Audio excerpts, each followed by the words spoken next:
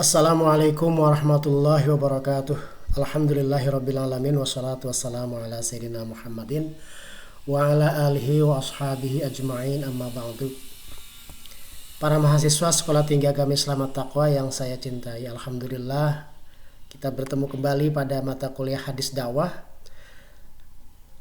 Pertemuan kita kali ini adalah pertemuan yang terakhir pada matkul hadis dakwah, yaitu berserah diri setelah berdakwah, bertawakal kepada Allah setelah berdakwah. Kenapa kita berserah diri kepada Allah Subhanahu wa taala setelah kita berdakwah? Karena seorang dai, seorang muballigh itu tugasnya hanya menyampaikan. Kata Allah Subhanahu wa taala, ayat ini sering kita ulang-ulang, yaitu ud'u ila sabili rabbika bil hikmati wal mau'izatil hasanati wajadilhum billati hiya ahsan inna rabbaka huwa a'lamu biman dhalla an sabilihi wa huwa a'lamu bil muhtadin. Ini ayat ini kita ulang-ulang. Kita pernah menyampaikan tentang ud'u, itu terkait dengan kewajiban dalam berdakwah. Ila sabili rabbik, ini kita membahasnya sebagai tujuan daripada dakwah. Bil hikmati wal mau'izatil hasanati wajadilhum billati hiya ahsan, bahasan kita tentang metode dakwah. Dan kali ini ayat ini kita sampaikan juga terkait kita menyerahkan hasil dakwah kita ini kepada Allah Subhanahu wa taala, karena inna rabbaka huwa a'lamu, sesungguhnya Tuhanmu itu lebih mengetahui biman dhalla an sabili, terhadap orang yang sesat dari jalan Allah, wa huwa a'lamu bil muhtadin, dan Allah juga yang mengetahui orang-orang yang diberikan hidayah. Jadi setelah seorang dai menyampaikan dakwahnya itu, dia tidak ngotot harus orang itu mengikuti perintahnya atau menjauhi larangannya, tetapi setelah seorang dai menyampaikan dakwahnya, berserah diri kepada Allah Subhanahu wa taala atau bertawakal kepada Allah Subhanahu wa taala. Mengapa harus bertawakal? Karena kata Allah dalam surat Al-Baqarah, laisa 'alaika hudahum, karena bukan kewajiban kamu hai Muhammad hudahum, untuk memberikan hidayah kepada mereka, walakinnallaha yahdi may yasha, dan sesungguhnya Allah lah yang memberi hidayah kepada orang yang Dia kehendaki. Jadi seorang dai hanya menyampaikan dakwahnya. Adapun hidayah itu hak prerogatif dari Allah Subhanahu wa taala. Ayat yang lain, innaka la tahdi man ahbabta walakinnallaha yahdi may yasha wa huwa a'lamu bil muhtadin. Sesungguhnya engkau Muhammad la tahdi, tidak akan mampu memberikan hidayah, man ahbabta, kepada orang yang kamu cintai, walakinnallaha yahdi may yasha, sesungguhnya Allah memberikan hidayah kepada yang Dia kehendaki. Dan Allah a'lamu bil muhtadin, lebih mengetahui orang-orang yang diberikan hidayah. Nabi Muhammad juga disebut al-mutawakkil, ya, seorang al-mutawakkil. Ini ada hadis di dalam Sahih Al-Bukhari an Abdullah bin Amr bin al-As, dari Abdullah bin Amr bin As, ya, radhiyallahu anhuma, mudah-mudahan Allah memberikan ridho kepada keduanya, anna hadhil ayat allati fil qur'ani ya ayuhan nabiyyu inna arsalnaka syahidan wa mubasysyiran wa nadhira, sesungguhnya ayat yang menyatakan di dalam Al-Qur'an ya ayuhan nabiyyu inna arsalnaka syahidan wa mubasysyiran wa nadhira, qala Abdullah bin Amr bin As mengatakan fit Taurati, di dalam Taurat juga ada, ya. Kalau di dalam Al-Quran redaksinya inna arsalnaka syahidan wa mubasysyiran wa nadhira, di dalam surah Al-Fatah dan di banyak ayat yang lainnya. Di dalam Taurat pun ayat seperti itu sama, cuma redaksinya agak panjang. Kata Abdullah, kalimat yang di dalam Taurat itu ya ayyuhan nabiyyu inna arsalnaka syahidan wa mubasysyiran wa hirzan lil ummiyin, wahai Nabi, sesungguhnya kami mengutus Anda sebagai syahid, saksi, wa mubasyir, dan sebagai pemberi kabar gembira wa hirzan lil ummiyin, dan pelindung orang-orang Arab. Anta abdi, engkau adalah hambaku, wa rasuli, dan rasulku, sammaitukal mutawakkil, aku menamai engkau ya Muhammad sang al-mutawakkil, orang yang berserah diri. Nabi Muhammad di dalam kitab Taurat disebut al-mutawakkil, orang yang menyerahkan diri, berserah diri kepada Allah Subhanahu wa taala dengan penyerahan yang tinggi, dengan total. Laisa bifazzin, Muhammad itu bifazzin, laisa bifazzin, bukan orang yang berperangai buruk, wala ghalizin, dan orang yang punya karakter bengis, wala sakhabin, dan tidak punya karakter yang sakhab. Sakhab itu adalah orang-orang yang cerewet, yang berteriak-teriak bil aswaq, di pasar. Ada kan orang yang sering teriak di pasar. Rasulullah itu laisa bifazzin wala ghalizin wala sakhabin bil aswaq, wala yadfa'us sayyah bis sayyah, dan Nabi Muhammad bukan karakter yang membalas kejahatan dengan kejahatan yang serupa. Walakin ya'fu wa yasfah, dan tetapi Rasulullah itu orang yang selalu memaafkan dan mengampuni. Ini karakter Nabi Muhammad, dan karakter ini ada di dalam kitab Taurat menurut Abdullah bin Amr bin As. Walakin yaqbidahullahu hatta yuqima bihil millatal auja, dan Allah tidak mencabut ruhnya Nabi Muhammad hingga Nabi Muhammad menegakkan al-millah al-auja, agama yang bengkok. Ya, baru Rasulullah itu dipanggil oleh Allah Subhanahu wa taala setelah menyelesaikan semua tugasnya. Bi ayyaqulu, agar mereka mengatakan la ilaha illallah, tidak ada Tuhan kecuali Allah. Fayaftaha biha a'yunan umyan wa adhanan summan wa quluban ghulfa, yang dengan kalimat la ilaha illallah itulah Allah membukakan a'yunan umyan, ya, mata yang buta, wa adhanan summan, dan telinga yang tuli, wa quluban ghulfa, dan hati yang tertutup.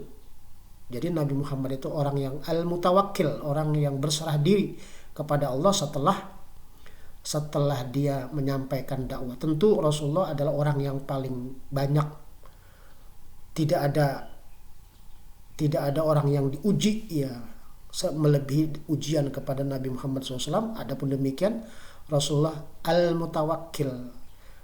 Pernah misalnya suatu hari beliau berdakwah ke Yaman, ke Yaman, ke Taif, ya, bukan diterima dengan baik oleh masyarakat Taif, tetapi mereka melempari batu kepada Nabi Muhammad hingga bercucuran darah. Malaikat penjaga gunung itu datang menawarkan agar penduduk Taif dilempari batu yang berasal dari gunung. Ya, tetapi Rasulullah tidak mau tawaran itu. Bahkan Rasulullah mendoakan orang Taif, Allahumma hdi qaumi fa innahum la ya'lamun. Ya Allah, berikanlah hidayah mereka karena mereka tidak mengetahui. Rasulullah adalah al-mutawakkil di dalam kitab Taurat. Kemudian tidak dikatakan tawakal, tidak akan dinyatakan berserah diri kepada Allah tanpa diiringi dengan usaha. Jadi usaha dulu baru tawakal. Seperti kita pernah dengar cerita seorang sahabat yang datang ke masjid, kemudian ontanya dibiarkan begitu saja, lalu Rasulullah memerintahkan untuk mengikat tali ontanya itu. Setelah Rasulullah bertanya kenapa tidak diikat, sahabat itu menjawab, saya bertawakal kepada Allah. Jadi tawakal itu salah. Ikat dulu tali onta kamu, baru kamu bertawakal kepada Allah Subhanahu wa taala. Tidak dikatakan tawakal tanpa diiringi dengan usaha. An Abi Hurairah yablughu bihin Nabiyya sallallahu alaihi wasallam qala al-mu'minul qawiyyu khairun wa habbu ila Allah minal mu'minid dha'if. Orang mukmin yang kuat itu lebih baik dan lebih dicintai oleh Allah daripada mukmin yang lemah. Jadi usaha dulu ya. ya usaha maksimal. Wa fi kullin khairun, dan pada setiap segala sesuatu itu ada kebaikan. Kata Rasulullah, ihris ala ma yanfa'uka, bersemangatlah kamu terhadap apa yang bermanfaat buat kamu, wala ta'jiz, dan janganlah kamu lemah. Fa in ghalabaka amrun, maka jika sesuatu mengalahkan kamu, faqul, maka katakan qadarullah, qadarullah, ketetapan Allah, wa ma syaa fa'ala, dan apa yang dia kehendaki maka terjadi. Jadi tawakal setelah dia usaha, ya. Tidak disebut tawakal tanpa diiringi dengan usaha. Wa iyyaka, dan hendaklah kamu hindari. Ini banyak sekali redaksi yang menggunakan wa iyyaka. Wa iyyaka lawan dari wa alaika. Kalau wa alaika wajib atas kamu, tapi kalau wa iyyaka, dan hindarilah oleh kamu. Wa iyyaka wallau, dan jauhi, hindari kata-kata lau, seandainya. Jadi orang mukmin itu jangan berandai-andai. Wa iyyaka wallau, dan hindarilah dan jauhilah sifat lau, seandainya, seandainya. Fa innal lau taftahu amal syaitan. Karena dengan kata-kata lau, dengan kata-kata seandainya, seandainya, ini akan terbuka perbuatan setan. Jadi orang mukmin itu berjuang, ya, bertawakal. Adapun hasilnya serahkan kepada Allah Subhanahu wa taala, bukan hanya bertawakal tanpa ada usaha. Tawakal juga karena ketidaktahuan. Jadi seorang mubaligh, seorang dai menyampaikan saja, ya. Karena mubaligh itu tidak tahu mana yang menerima dakwahnya dan mengamalkannya, mana yang tidak tahu, mana yang mau beriman, mana yang tidak beriman, tidak diketahui oleh siapapun, termasuk oleh Nabi Muhammad SAW. An Ali radhiyallahu anhu qala kunna ma'an Nabi sallallahu alaihi wasallam fi baqi'il gharqad fi janazatin. Dari Ali radhiyallahu an, dia bercerita, kunna ma'an Nabi sallallahu alaihi wasallam, kami bersama-sama Nabi, fi baqi', di dalam pekuburan al-gharqad, fi janazatin, pada satu jenazah. Faqala, maka Rasulullah bersabda, ma minkum min ahadin illa wa qad kutiba maq'aduhu minal jannati wa maq'aduhu minan nar. Dan tidaklah salah seorang di antara kamu kecuali telah tertulis tempatnya minal jannah, di surga, wa maq'aduhu minan nar, dan tempatnya di neraka. Jadi setiap manusia itu sudah ditentukan tempatnya di surga atau tempatnya di neraka. Cuman faqalu, para sahabat bertanya, ya Rasulullah, afala nattakil? Ya Rasulullah, apakah kita cukup dengan bertawakal saja? Karena setiap kita sudah ditentukan masuk surga. Apakah kalau sudah dinyatakan masuk surga kita hanya diam saja? Atau kita tawakal begitu saja tanpa ada usaha? Faqala i'malu, beramallah, bekerjalah. Fakullun muyassar, maka sungguhnya segala sesuatu itu akan dimudahkan. Summa qara'a, kemudian Rasulullah SAW membaca Quran, fa amma man a'ta wattaqa wa saddaqa bil husna, dan selanjutnya wa amma man bakhila wastaghna wa kadzdzaba bil husna, fa amma man a'ta wattaqa wa saddaqa bil husna fasanuyassiruhu lil yusra, wa amma man bakhila wastaghna wa kadzdzaba bil husna fasanuyassiruhu lil usra. Jadi di sini Rasulullah, meskipun setiap orang telah ditentukan maq'aduhu minal jannah wa maq'aduhu minan nar, tetapi kata Rasulullah, i'malu, bekerjalah, berbuatlah. Ya, fakullun muyassar, maka semuanya akan dimudahkan. Kemudian sebagai penutup dari kajian kita kali ini, dan penutup juga mata kuliah hadis dakwah, sebagai penutup, Quran surat Fussilat ayat 33 mengatakan, wa man ahsanu qawlan mimman da'a ilallahi wa 'amila shalihan wa qala innani minal muslimin. Ini merupakan penutup dari mata kuliah hadis dakwah. Wa man ahsanu qawlan mimman da'a ilallah, dan ucapan siapa yang lebih baik, mimman da'a ilallah, kepada orang yang mengajak kepada Allah. Kalimat siapa? Tentu kalimat seorang dai. Kalimat orang dai itu seorang dai itu adalah kalimatnya ahsanu qaulan, orang yang sebaik-baik ucapan. Yang kedua, bukan hanya mengucapkan tapi wa amila salihan, dan mengamalkan yang dia sampaikan, amal soleh. Dan yang ketiga, wa qala innani minal muslimin, dan dia berkata innani minal muslimin, sesungguhnya aku termasuk orang-orang muslimin. Kalimat innani minal muslimin bukan harus diucapkan innani minal muslimin, bukan. Maksudnya orang yang telah menyampaikan dakwah ahsanu qaulan, kemudian wa amila salihan. Yang ketiga adalah dia komitmen ya. Dia komitmen dengan keislamannya.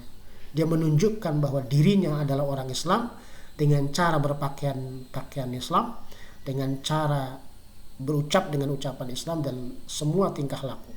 Jadi inilah 3 pilar ya yang harus dipegang teguh kepada orang-orang yang berkomitmen untuk menjadi seorang dai di masa depan. Dia kalimatnya adalah ahsanul qaulan, dia juga harus amila sholihan, dan dia harus menunjukkan identitasnya sebagai seorang muslim. Demikian kajian kita kali ini untuk mata kuliah hadis dakwah. Saya mohon maaf bila ada terjadi kekeliruan. Mata kuliah 1 sampai 12 alhamdulillah kita bisa ikuti, dan mudah-mudahan saya doakan semoga orang yang berkomitmen untuk berada di jalan dakwah ini mendapat kesuksesan, dan mudah-mudahan agama Islam ke depan dengan adanya dakwah yang terus-menerus disampaikan oleh seorang pendai menjadi Islam yang lebih mulia lagi. Demikian, Assalamualaikum warahmatullahi wabarakatuh.